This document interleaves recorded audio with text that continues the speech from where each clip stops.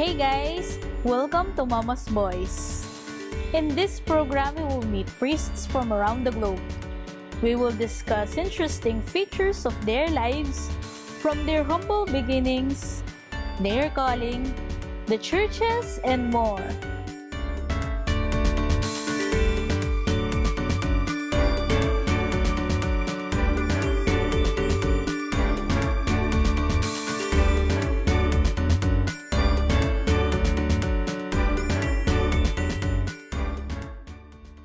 Hey guys! Today on Mama's Boys, Mama Mary's Boys, we have with us Father Lino Gregorio Redoblado, OFM, Minister Provincial of the Franciscan Province of San Pedro Bautista. Join us as we get to know more about him and the Franciscan Order only here on Mama's Boys, Mama Mary's Boys. Hello po, Father. First of all po, thank you very much for granting our request to interview you and to know you better po. Walang anuman. I'm happy to be interviewed and to be able to share what I can share for the good of this of your program, and it's also a form of evangelization to people, especially our relationship and love for Mother Mary. First of all po, Father, kindly tell us something, a little something about yourself po. Ako po ay from Biliran Island. Biliran Island. It is the former sub-province of Leyte. Pero in 1992, I think it became an independent province in itself. So yun na, doon ako lumaki. Of course, I was actually born in Tacloban. No? That's the place, if you remember, the Yolanda. So we were just 2 hours away from Tacloban, but I was born in Tacloban, and but I grew up in the town called Almeria, Biliran. What's your current role po, Father, and position?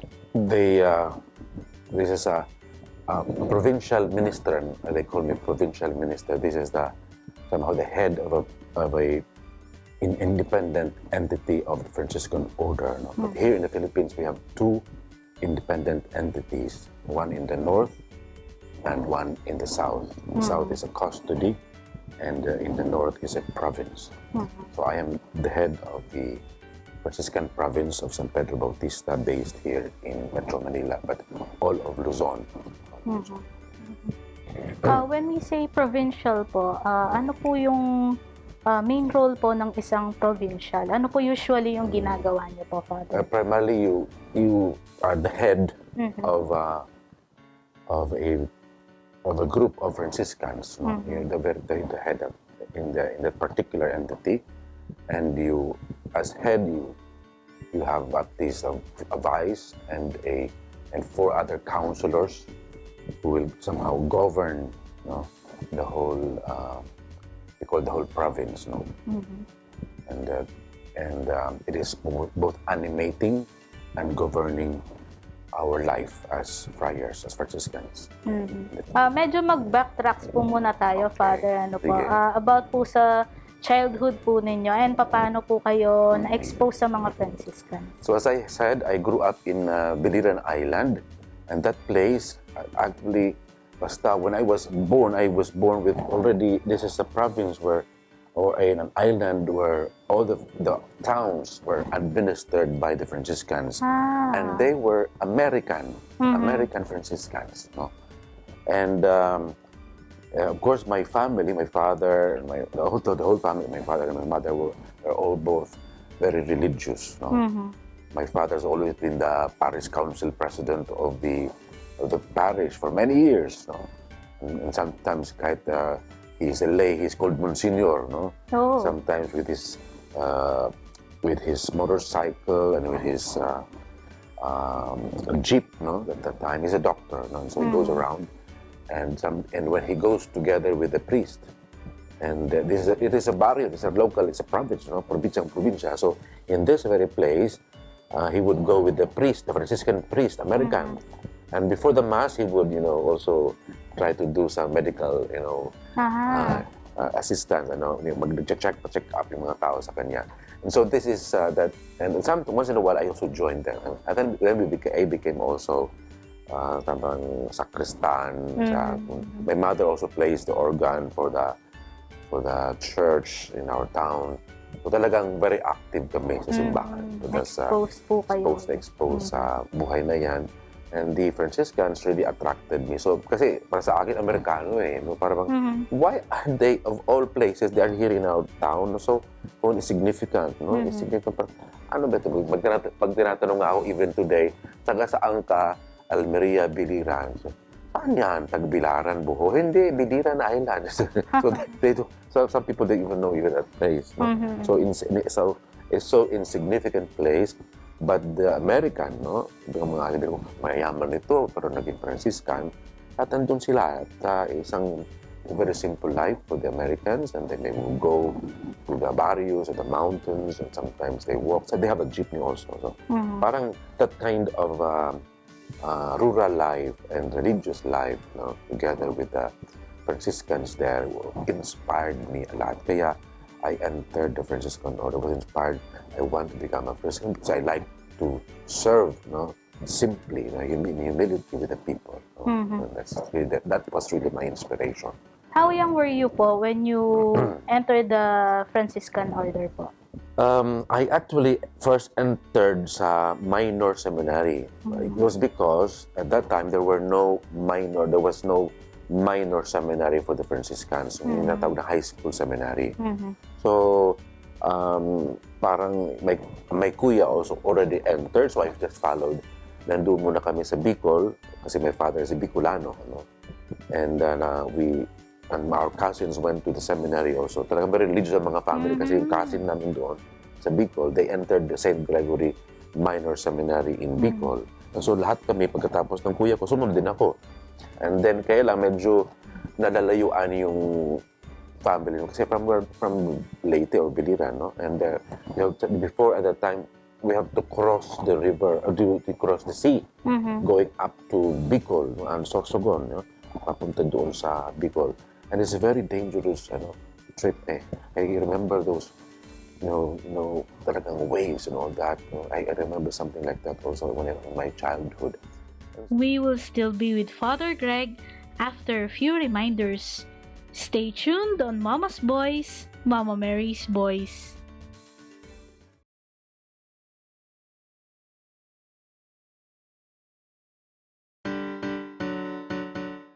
You are still tuned in to Mama's Boys, Mama Mary's Boys. Click that like, share and subscribe button for more Mama's Boys videos. Back on our interview with Father Greg. That kind of rural life and religious life, together with the Franciscans there inspired me a lot. Kaya I entered the Franciscan order, was inspired. I want to become a Franciscan because I like to serve, simply, in humility with the people. That was really my inspiration. How young were you po when you entered the Franciscan order po? I actually first entered sa minor seminary. It was because at that time there was no minor seminary for the Franciscans, yung natawag na high school seminary. So, parang may kuya also already entered, so I just followed. Nandun muna kami sa Bicol, kasi my father is a Bicolano. No? And our cousins went to the seminary also. Talagang very religious ang mga family, kasi yung cousin namin doon sa Bicol, they entered the St. Gregory Minor Seminary in Bicol. And so lahat kami, pagkatapos ng kuya ko, sumunod din ako. And then kaya lang medyo nalalayuan yung family kasi from Leyte or Biliran, no? And before at that time we have to cross the river or to cross the sea, going up to Bicol and Sorsogon, papunta doon sa Bicol, and it's a very dangerous trip. I remember those talagang waves and all that. I remember something like that also when in my childhood. And so even my father is a very risky travel. So in fact, before we have to go to take a boat up to Manila, and then from Manila take a train back down to Bicol. And so after 2 years, kuya ko 2 years na doon, ako na lang 1 year.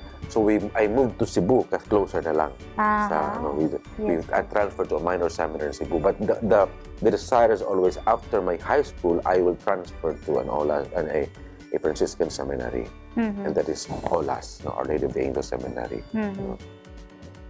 Ilang taon po kayo nag-start? Oh, that was like 13 years old as a minor seminarian.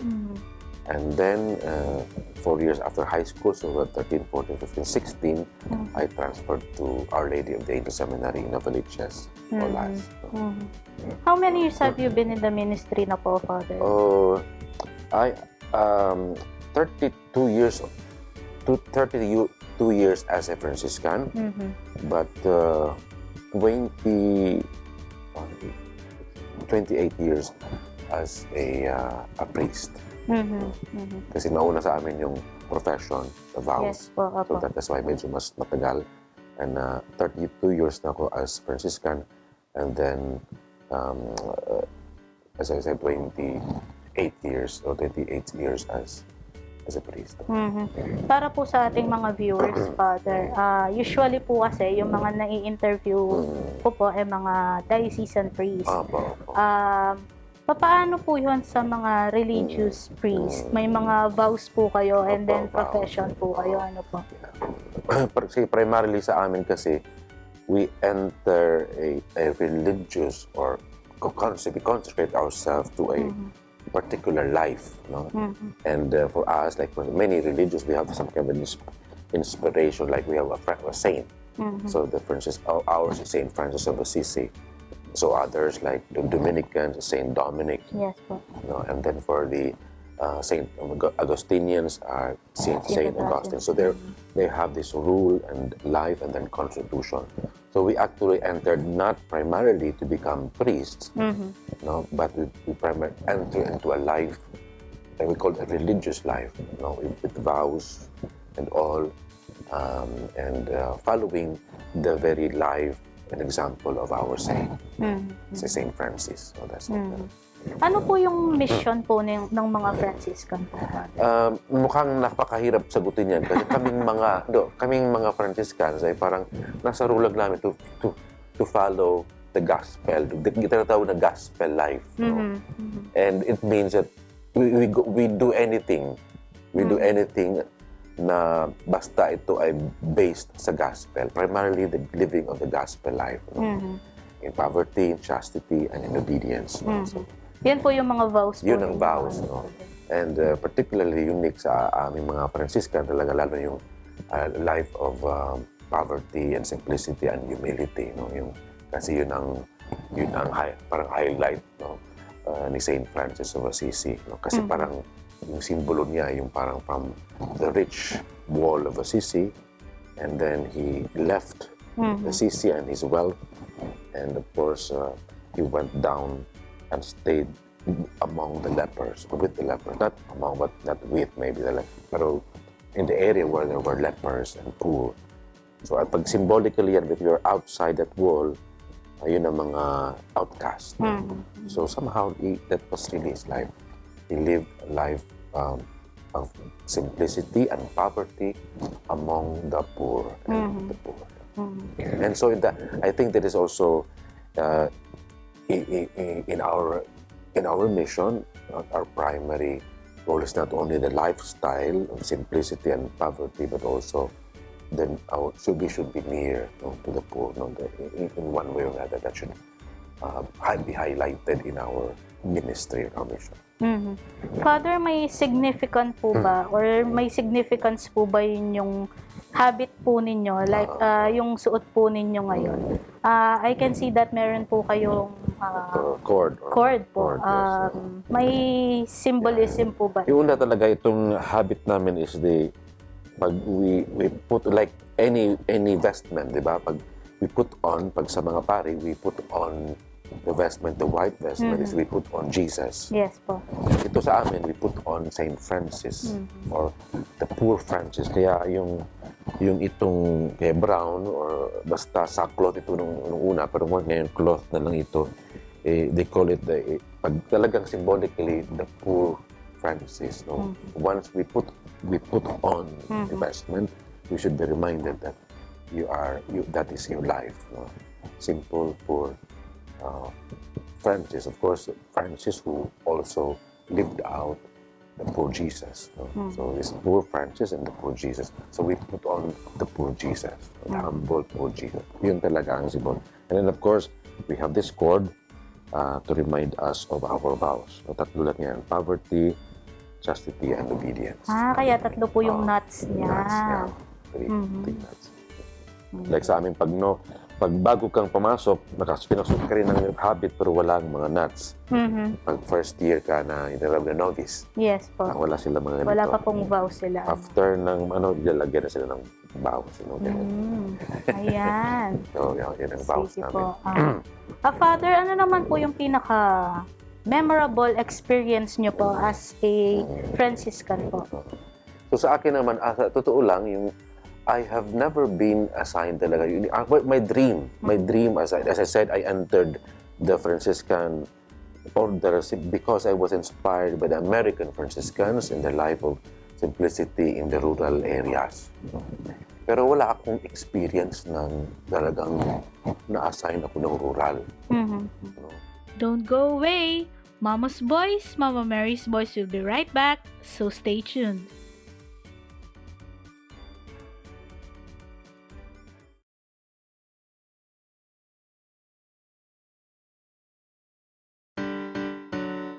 Hey there!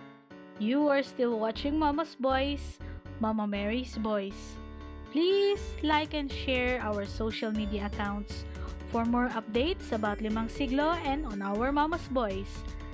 Back on our interview with Father Greg. Pero wala akong experience ng talagang na-assign ako ng rural. But I have some little experiences with the urban poor in Metro Manila. Kasi meron kami mga magandang naging mga program na kung saan na-realize din namin na maganda na kailangan meron lalo sa aming mga estudyante, mga seminarians o aming mga formals, yung tatawag ng formandi, or those who are aspiring or candidate to our order. We want them to be near to the poor. So may mga houses kami noon, mga sa squatter kami, we call it inserted community. So these were exciting moments sa amin na talagang nandoon ka sa kapitbahay mo talaga yung mga squatter, ganyan. So yan ay naging significant sa akin. So, we learn from the people and we become close to the people, and these are for me one of the significant occasions ng aking buhay as Franciscan. Kasama niyo po sila sa community? Kasama namin yung mga tinatawag nating mga aspirants or candidates sa formation. Kasi we have this idea na these as Franciscans and future ministers of the church, siguro dapat hindi lang masyadong secluded and secure doon sa four walls of the seminary. So we thought, and then reading our rule and life and constitutionally in the life of St. Francis, and sabi na, maganda rin siguro na doon natin sila expose. Mas nandun sa masa sa mga tao. And in fact, para sa amin, we should learn also from the poor. So they learn their life and their difficulties and all. Parang tingin ko ito ay magandang paraan ng paghubog to form our students also. We become future Franciscans. Ano po usually yung mga activities po ninyo, Father? As provincial talaga, ay talagang wala akong tinatawag na parang mission or ministry kasi as provincial. Kaya yung aking trabaho talaga is animating the brothers. May mga sa mga visiting wherever they are, inspiring or giving messages to them and all. So yun lang talaga ang primary role. Pero kami mga Franciscans, primarily mayroon kami mga schools, mga simple schools, not big schools. Meron kaming parishes, we are serving many all over Luzon. Meron din kami, of course, but the custody under the South, yung Visayas and Mindanao, but it belongs now to another, we call it administration. No? But the same, pero para lang maganda ang pagmamanage, no, sa ating mga. So meron kaming ganyan, may mga missions to the rural poor, and then urban poor, and justice and peace work, and ecology work. No? Okay. When you were installed po as a provincial back then po, ano po yung na-feel po ninyo? Actually, ako ay pangalawa ko naging provincial. I was provincial in 2013. Yes po. And at that time, talagang napakabiglaan yun sa akin. Kasi parang kung sa ano pa yun para kang obispo. No? Sa totoo lang, mas marami pa kaming mga pari under sa akin. Yes. Maraming pag-obispo. Sa isa bang mayroong 20 priests lang sila, 30 priests lang. Kasi kami ay 100 kaming, 100 yan. Lalo na kung noon, kung buong Visayas man yan, nakati na nga lang kami yan eh. So you are like in charge of your priests and your friars, we call them friars or brothers. So talagang malaking responsibilidad, no? And of course, like any bishops, no, when you do assignments, no, ikaw nagkalilid saan mo sila lalagay, no? And kaya by doing that, medyo mayroong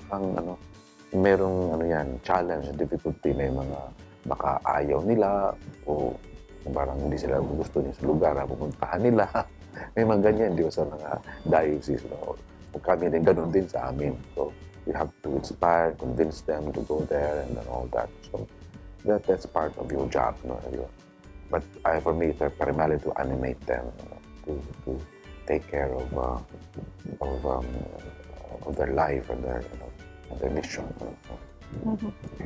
Father, may time pa po ba kayo na gawin po yung mga gusto nyo, like your interests, hobbies po? May free time pa po ba kayo?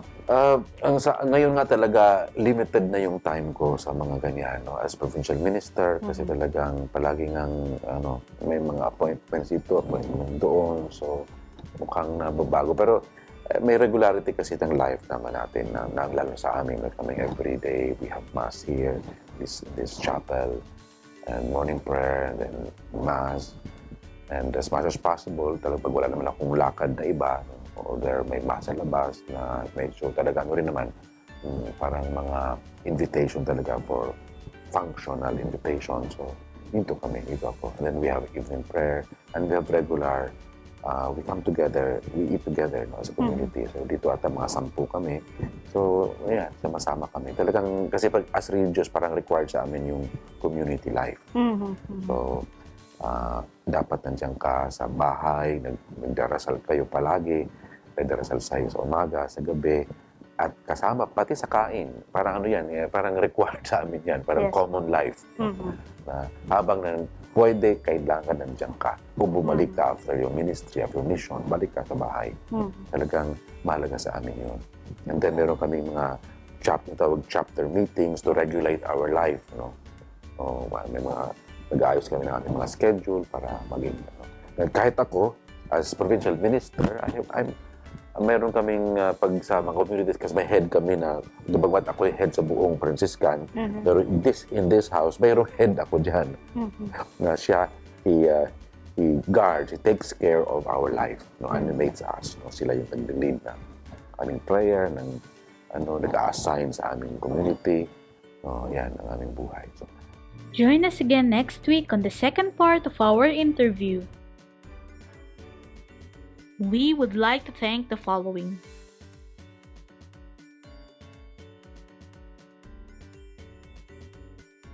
There you have it, guys. Thank you for joining us in this episode of Mama's Boys. Hope to see you in our future episode. This has been your host, Karen Dane. Jamataray shune!